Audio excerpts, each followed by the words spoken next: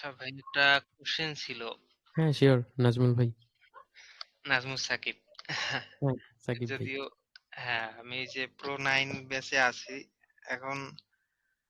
তো এখানে আর কি ক্লাস দেখতেছি শুরু হুম, থেকেই।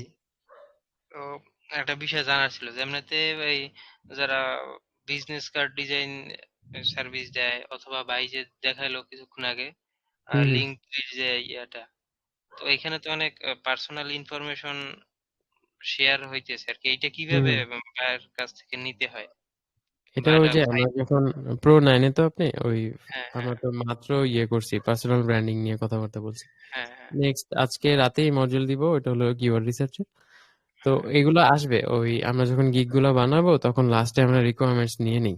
আর বাকি সবার জন্য যদি প্লাস আপনাকেও যদি বলি, সেটা হলো আমরা গিগ যখন বানাই তখন শেষে একটা রিকোয়ারমেন্ট সেকশন থাকে যেখান থেকে আমার প্রয়োজনীয় ইনফরমেশন গুলো আমরা ক্লায়েন্ট থেকে চেয়ে নিতে পারি।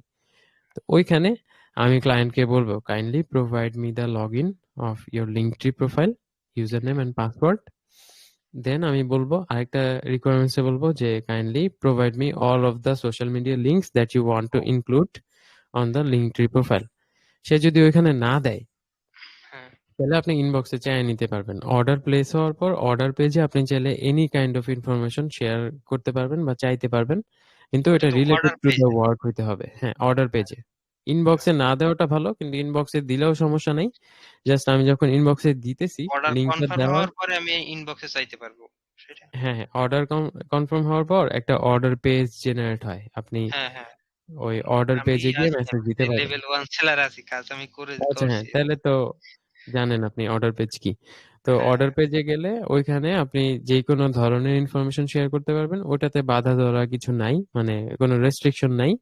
এন্ড আপনি যখন নিজের কিছু ইনফরমেশন শেয়ার করবেন, লাইক আপনার ইমেল শেয়ার করতেছেন, তখন আমি সাজেস্ট করি এইভাবে শেয়ার করতে, like authority digital at Gmail, বা মেইলটা এইভাবে একটু ভেঙে লিখলেন, দেন ডট কম এভাবে লিখলেন।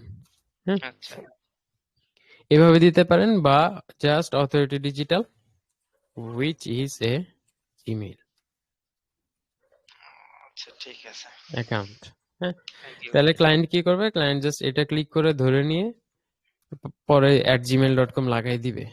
হ্যাঁ, দেন এটা দেওয়ার পাশাপাশি আমি এটার নিচে লিখেও দিব note to fiber, this information